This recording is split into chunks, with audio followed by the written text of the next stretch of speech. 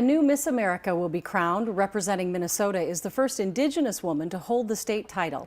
Heidi Wigdahl spoke to her today ahead of the finals. Heidi?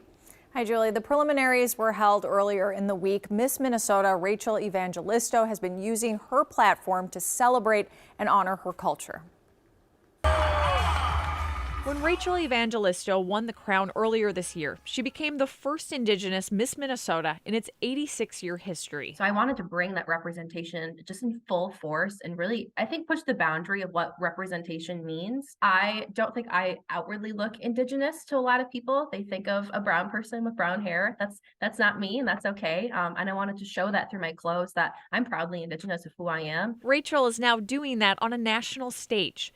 During the Miss America preliminaries in Connecticut earlier this week, Rachel wore this evening gown. It gives me goosebumps to even think about it, but that was truly one of the most special moments of my life. The orange represents the Every Child Matters movement. A movement that honors the children that died and were lost in the boarding school system and that were forcibly assimilated into westernized culture, to have their culture taken away from them.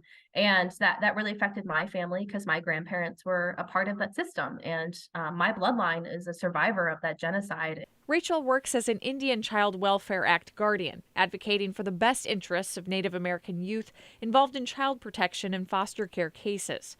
As an enrolled member of the Standing Rock Nation, Rachel is sharing her story with hopes others will feel seen too. We're out here showing that there's no type of Indigenous person. You just are. And it's your commitment to your culture and your community and the way that you show that through beadwork and take it with pride and celebrate that culture. And that's been, I think, a resounding narrative across the country for me so far.